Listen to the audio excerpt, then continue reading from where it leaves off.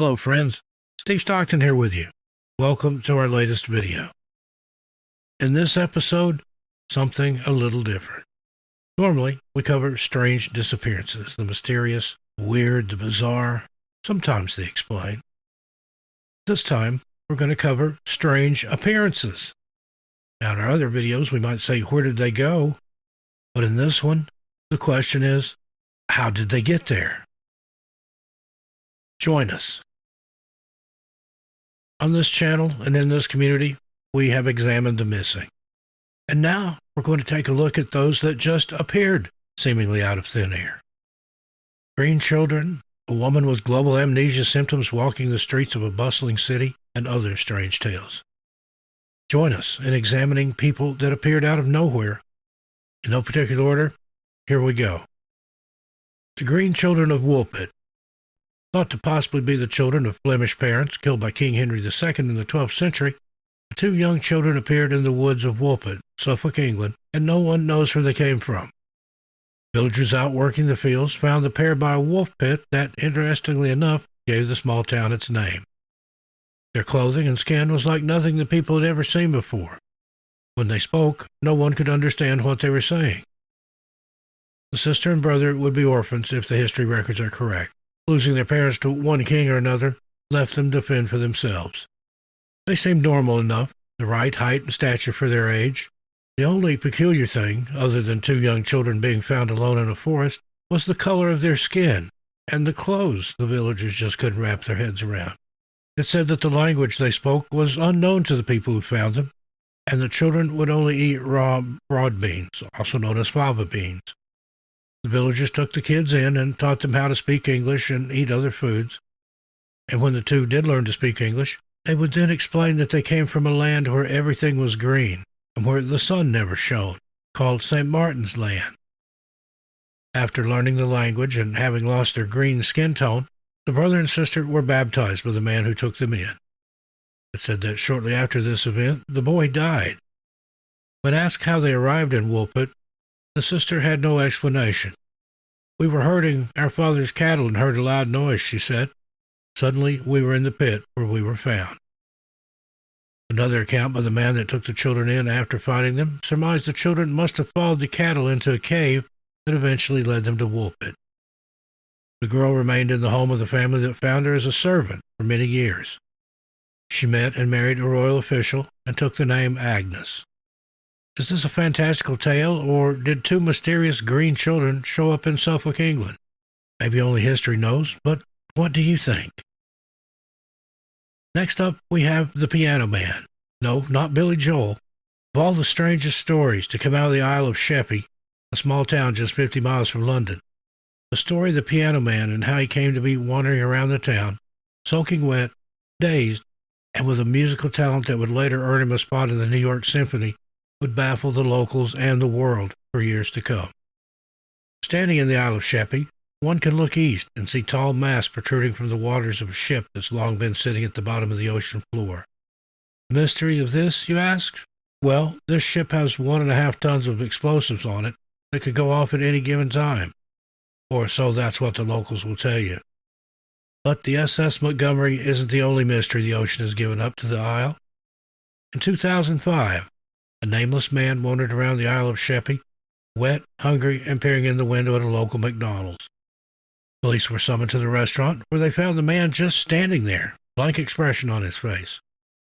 When the police asked him his name, it seemed as though he conveniently didn't know. Locals had told police they had also spotted the man hanging around a boat on the beach and aimlessly wandering in and out of the shadows. No one could recall ever seeing him before, and when the police searched his clothing for identification, they found none. Even the man's clothing labels had been removed. The police escorted this stranger to the patrol car, then to the Maritime Hospital Emergency and Accident Department for an exam. Having gotten a clean bill of health, and the police having no need to hold the man in custody, he was taken to see social worker Michael Camp, who would embark upon a 4-month saga of trying to find out who this man was, where he came from, and how he ended up in the condition he was in when he was found. When the social worker gave Piano Man a scratch pad in hopes he would write his name, instead he drew a piano. Studying the drawing and not getting any hint as to what it could mean, Camp had an idea. He took Piano Man to the chapel where there was indeed a piano. The transformation was almost instantaneous. The stranger seemed calm now and could play surprisingly well. His rendition of Swan Lake and other pieces by Tchaikovsky were astounding. He even seemed to have composed some of his own works. Several weeks into the mystery and not getting any closer to an identification, Camp decided to seek local help from the public. He called on a local freelance journalist to take on the story and help get his picture out in hopes someone would recognize him. It was worth a try at least. A reporter named Mike Gunnell took the story. He recalls the phone conversation, saying, "It was a Friday, and I was looking forward to the weekend when I took a call from the picture desk. They said it probably wasn't much of a story, but a man had been apparently washed up on the beach and had lost his memory. Could I go and check it out?" May 26, 2005 would change everything. The trick was going to be getting the picture taken because Piano Man did not like new people. It was very stressful and he would get overly emotional, causing him to scream in terror. So, Camp had the photographer hide in the bushes and snap the picture as the two walked by. He managed to get just a few shots before Piano Man realized there was someone taking his photo and began screaming. Gunnell rushed the pictures through processing, and only 2 of the 5 were good enough to publish. Weeks passed, and still the story hadn't been written. Camp called to see what was going on, and that's when he got the news that Gunnell's editors didn't believe the man had amnesia. They believed he was seeking asylum from somewhere, and they weren't going to help. Camp was told he could use the pictures to sell to someone else if he liked. Camp finally was able to get the story out with the pictures. By this time, word had gotten around about the mysterious stranger, and people were now wanting to be the first to figure out the man's identity. Calls were coming in from all over the world, suggesting local missing people, even aliens, as Piano Man's true identity. Camp held firm in his conviction that he would learn the true identity for this poor soul. The clothing Piano Man was found in were suggested as being expensively made. The people that cared for the man presented him with sheet music as they began to think he was a tortured artist that may have suffered some sort of mental break and attempted to take his own life. Camp thought the man could be British and that maybe if he checked music academies or orchestras in Europe, they might be able to find where he came from. As the story caught on around the world, reporters took to the aisle to get a glimpse of Piano Man. A few months later, the stranger from the ocean was transferred to a new secure mental health facility where the staff enjoyed his musical talent, would have to make him stop playing so that he could eat or just take a break. Sometimes the staff would have to forcefully remove him from the piano bench. In this whole time, the man hadn't spoken a word to anyone. Staff at both facilities deemed him uncooperative and were beginning to think he had maybe damaged his voice box when he attempted to take his life. But on August 19, 2005, Piano Man spoke his first words to a janitor when he said, "I'm not feeling very well." He went on to confirm what had long been speculated about the taking of his own life and explained he was 20 years old, was Bavarian, and had arrived in England via Eurostar train from Paris. He had 2 sisters and wasn't really as great a piano player as they'd initially thought. He stated that he had drawn the piano because it was the first thing that came to mind. Piano Man, later identified as Andreas Grassel, was then returned to his relieved parents in Germany. His parents had been so worried that they'd almost written him off as dead. It was easier to deal with that way. When Grassel was returned to Germany, he said, "I'm fine. I'm so happy to be home." He also added, "I just do not know what happened to me. I get little flashes of my past, like in a film, but I have no idea how I ended up in England like that or why I couldn't talk. I just suddenly woke up and realized who I was one day." To this day, some believe Grassel's story that he just had a mental breakdown and somehow ended up crossing a body of water to a tiny isle where he remained unnamed for months. However, some people believe it was all an elaborate hoax to get attention and become pseudo-famous. Fake or real, Andreas Grassel made his way back to the arms of a family that feared him dead. Let us know your thoughts on this one in the comment section. Now we have The Forest Boy. Apparently inspired by the movie The Zeitgeist Movement, A Dutch teenager took to the streets of Berlin, claiming to be an orphan who had just lost his father and couldn't remember his identity. The first people the boy happened upon were construction workers, of whom he told his fantastical story. He said that he was 17 and he had been living in the forest, eating what he could find after he'd lost his father some time earlier. He also told the men that he hiked for 5 days looking for help after burying his deceased father. In broken German, he explained to workers at Berlin City Hall, "I'm all alone in the world. I don't know who I am. Please help me." The boy would go on to collect thousands in benefits and housing, having spun the convincing story. But soon, investigators started to doubt some of the tales the boy was spinning, and police went in search of the area where he said he had buried his father. Not finding any remains at any of the locations the forest boy gave them, they started to question him about everything he had said. Still sticking to his story, the police released pictures of him, and before long, they were contacted by the boy's girlfriend, who told them the truth. Robin Van Helsum was his real name, and he had run away some months earlier. From testimony given by his stepmother, his father really was deceased. Amazing the lengths that he went to for this facade. Next, we have the Isdal Woman. Her story starts with a burned passport, fingerprints sanded away, nude, tags removed from her clothing that lay nearby. She had no identification. On November 29, 1970, while hiking with his 2 daughters in Ice Valley, a.k.a. the Death Valley area in Bergen, Norway, they happened upon the unidentified woman's remains. The area had a sordid history of being a place of death. The nickname Death Valley came from all the lives taken at the hands of themselves along with a group of hikers that fell to their death years earlier in a fog that covered the area. This place of death and sorrow would claim another life on that day. The young woman lay across a pile of rocks, and by the time the police arrived at the remote area, the case was already going cold. The perplexing scene showed a woman surrounded by the few meager belongings she had with her, and a couple of pints of gasoline left nearby. Her body was burned so bad on the front that she was practically unrecognizable, but the backside was left untouched. Police found the passport had been burned. There was no other identification with her. The clothing that she had worn was missing its tags, and there was also a large amount of sleeping pills and the gasoline. From the few clues the police did collect, they were able to trace the woman back to a train station and 2 suitcases that had been left there. Within the suitcases were even more perplexing clues. A journal with coded entries, a prescription lotion with a label removed, and 500 German marks. It was surmised by the other findings that she had traveled across Europe with up to 9 fake IDs. Witnesses questioned by police said the mysterious woman spoke several different languages, including French, Flemish, English, and German. She had stayed in room 407 at Hotel Marlin, which was her last known sighting before she was found in Death Valley. She had made a phone call in which she was overheard saying, "I'll be there soon." With that, she settled her hotel bill with cash and left in a taxi. She was described as being in her late 30s or early 40s, smoked cigarettes, stood around 5 foot 3 inches tall, and was considered good-looking.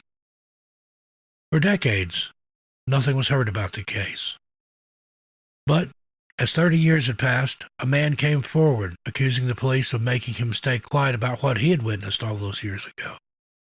He claims he saw the woman walking into the forest with 2 men in black coats before she was found in Death Valley. This was the last update. Some people speculate that the Isdal woman was a spy. This case remains unsolved. Next, the case of Cornelia Rao. In 2004, a worried family started a search for Cornelia Rao in New South Wales. She suffered from schizoaffective disorder and would go missing from time to time, but never for this long. So the family contacted police and reported her missing. At the same time, a woman going by the name Anna hitchhiked her way across Cape York, Queensland, relying on the kindness of strangers for food, shelter, and transportation. In March of 2004, Locals contacted Queensland police and asked them to check on a woman that was staying at the Exchange Hotel in Cairn, as they recounted the many stories she told about her identity and where she was from. When questioned by police, Anna Brotmeyer was the name she gave them and spoke both English and German, although her German was considered broken at best. She could present no documentation to verify her identity, so the police searched her belongings, thinking she was an undocumented citizen. They found $2,500, a Norwegian passport, and a book that had two names in it, one of which was Anna. She told the police she was from Munich. The Department of Immigration tried to find documentation under the name she'd given, but there was no one in the system with that name. Soon after, she was taken to the Brisbane Women's Correctional Center, and almost immediately her mental health started to decline. In August 2004, police set out to find who the woman was and posted pictures of her in the local newspapers, appealing to the public for help. It would take 5 months of an exhaustive search for the police to link the two women together as the same person. Then, in 2008, Cornelia goes missing again. She was allowed to travel even though she had stopped taking her medication. The lady had purchased a one-way ticket to Germany, where she again wandered around just as before until concerned citizens called the police. She was once again taken to a hospital where she was placed on a psychiatric hold pending contact with either her doctor or family members. Her mental health was even worse this time. Once the health facility in Germany was able to stabilize her, she slipped away once more and wound up in Turkey, where she was immediately turned away. They flew her to Dubai in December 2008. Not much is known about what she did while there or how long Cornelia remained in the Middle East, but it was reported she had the same behaviors as she did in her previous travels: hitchhiking, asking strangers for shelter and food, until again she was reported, this time for acting erratically in public and refusing to pay for her hotel and taxi, which is a felony in the UAE. She wound up in Jordan in 2009, and this was her final trip. The German embassy was contacted about the woman, and she was listed as missing/endangered on their travel roster. In 2009, Cornelia Rao lost all touch with reality and was taken to Australia, where she now has a legal guardian and has been admitted to Queen Elizabeth Hospital in Adelaide. Next up, the case of the Huntington Beach Jane Doe. On April 1st, 1990, a woman was trying to cross the Pacific Coast Highway when she was struck by two cars and passed away shortly thereafter. When she was found, the young woman had no identification and very few identifying features. She was wearing a peculiar ring made from human hair.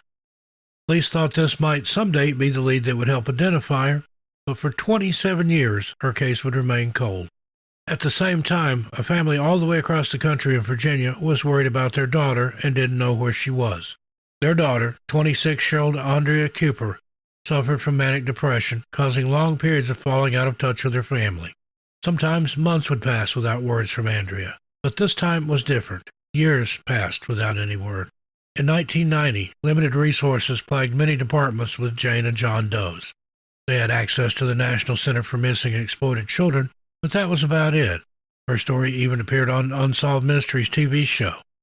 Then, in 2010, a new system called the National Missing Unidentified Persons System, or NAMUS, was created. Investigator Kelly Keyes, that worked on her case, said, "We never forgot her and would regularly pull out her file to see if we could think of anything new to try." The investigators at the coroner's office never stopped trying to figure out who she was, just as they do with more than 90 identified decedents that we have. More years would pass, 27 altogether, before the 1990s Jane Doe would finally get her name back. May 11, 2017, that day a set of prints matching a Jane Doe got a hit in NAMUS. 26-year-old Andrea Cooper had left Fairfax, Virginia, 27 years prior to make a new start in California and hadn't been heard from since. She was finally identified through her fingerprints. Her parents, that still resided in Fairfax, Virginia, were notified of her passing, and Andrea was finally returned home to her family to put to rest. "We're thankful to know what happened to our daughter after all these years," Richard Cooper, Andrea's father, told the press. "Andrea was loved and respected. She was beautiful. But she was manic depressive, and therefore we have been through quite an adventure." The family was thankful for the efforts of the police all those years trying to find their daughter's identity. The hair ring around her finger was her hair. She'd cut her long hair after moving to California and had made a ring out of part of it. Around the same time her identity was discovered, a friend came forward after reading an article about a Jane Doe with a ring made of hair and was able to tell police the story behind the ring and who the Jane Doe was. Next comes the tale of Jerome. The year was 1863. Digby Neck, Nova Scotia. A boy walking the Sandy Cove beach came upon a man without legs lying in the sand. Other reports say that the boy took the man home with him, but how the boy got the man to his home remains a mystery. The boy's family took the man in, but he didn't speak English. In fact, the man didn't speak words at all. The townspeople named him Jerome. People would occasionally come by to check out the village newcomer, but Jerome would growl at them like a dog. Upon examination, it was found that the man's legs had been freshly amputated and still had bandages on the wounds. Also, it was obvious that they had been removed by a skilled surgeon, as the cuts were clean and the stitches were fastidious.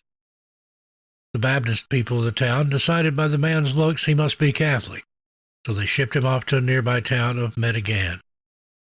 The people in this village tried to speak other languages to him, thinking he might be able to respond in a different way, but the man neither did nor couldn't speak French, Italian, Spanish, nor Latin.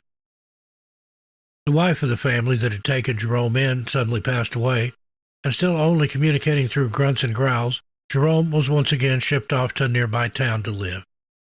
This time it was the town of St. Alphonse. This is where Jerome would live out the rest of his days, and in 1912 he would pass on, never having learned how to speak a language and never regaining his identity. Many theories were put forth about where Jerome had come from and who he really was, but none were ever proven true. Next, the case of John Doe, number 24. In October of 1945, a teenager that was deaf was found walking the streets of Jacksonville, Illinois, and became a ward of the state when he could only write the name Lewis and didn't know sign language or any other language. The judge in his case sentenced him to the mental health system in the state. Therefore, he became known as John Doe 24, and the name would stay with him until the boy passed away. After suffering abuse at the mental hospital he was in, John Doe 24 lost his sight, but not his sense of humor. It's said that he loved to joke around and dance as he could feel the vibrations of the music through the floor. He left the mental health care system after losing his sight to what some said was diabetes, and entered into a nursing home system where he was bounced around to several different facilities after being in the mental health care system for over 30 years. John Doe would succumb to a stroke in 1993, where very few people showed up to his memorial. Upon learning about this tragic case, singer-songwriter Mary Chapin Carpenter wrote a song to commemorate him called John Doe number 24. Next up, we have Monsieur Chachani, also known as just Chachani, described as a distinctive Jewish teacher or rabbi. He was known more for his distinguished students, one of which was a Nobel Peace Prize winner, than for anything other than being a peculiar character. The teacher was also known for his appearance, described as dirty and hairy. One student said of the teacher, he looked like a hobo turned clown, or a clown playing a hobo.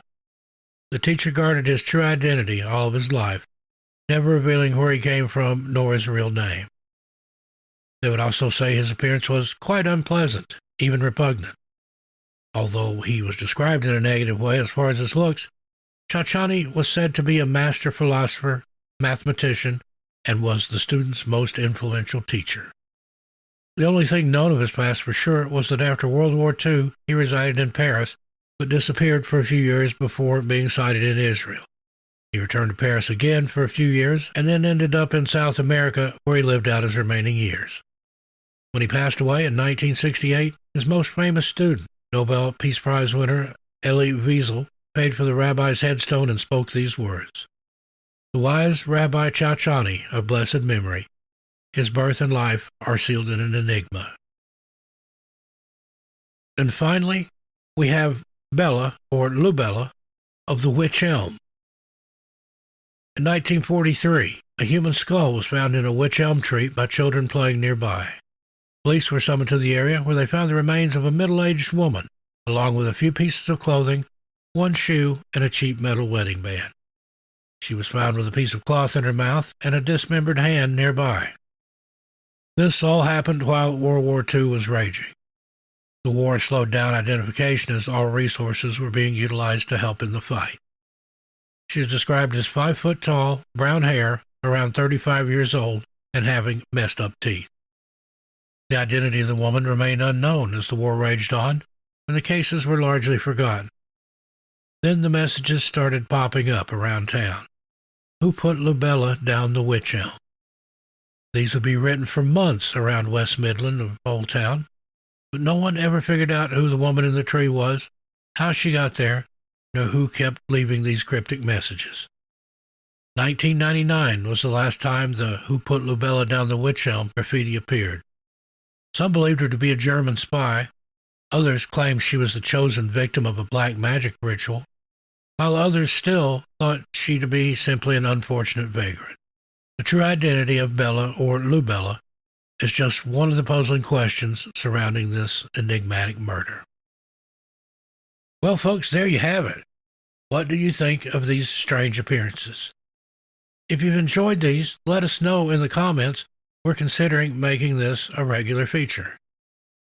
And I do look forward to those comments, but please keep it friendly and respectful. Till we meet again, be good to yourselves and each other, and be safe out there. As for me, I'll see you a little farther down the trail. I'm Steve Stockton, and I'll talk to you next time. Tell your animals Steve says hi.